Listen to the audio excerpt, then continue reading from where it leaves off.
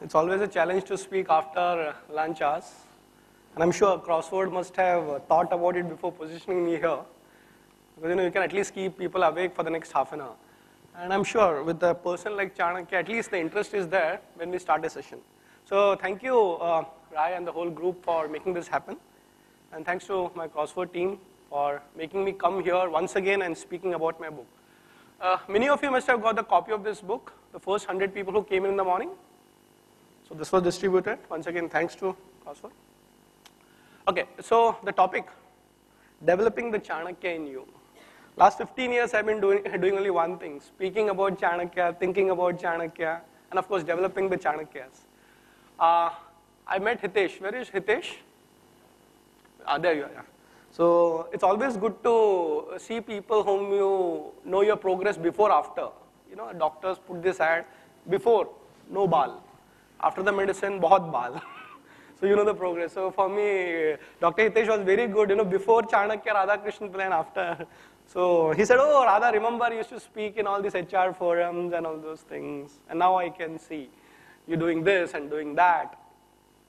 So let me talk about my topic from 2-3 different angles.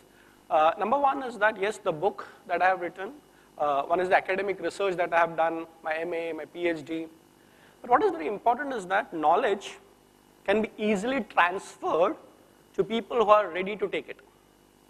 So if you have it in you and if you have it in them, then it's easy. It's like, transfer of energy. So you don't have to worry about spending 15 years to understand what I have done. That's the beauty of research. One researcher and his findings can be easily translated and transmitted to millions. That's how new drugs are actually formulated and made into mass scale. That's where, when the ideas that you have in the retail industry, when experts speak over here, gets translated. So what I'm going to do in the next half an hour, I'm going to speak a little bit about how I understand Chanakya and probably how you can become Chanakyas.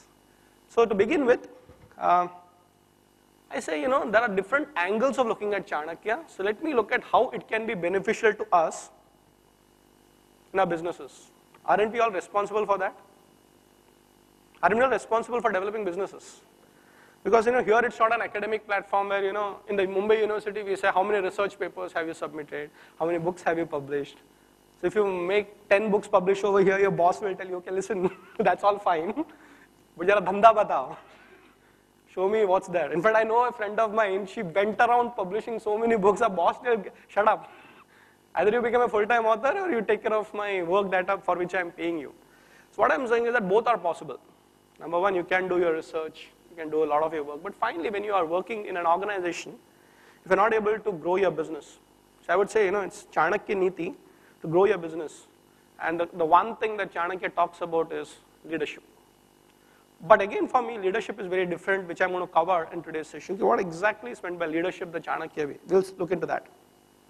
Okay, so before we start off, how many are his fans? Okay, how many are not sure whether I want to be his fan?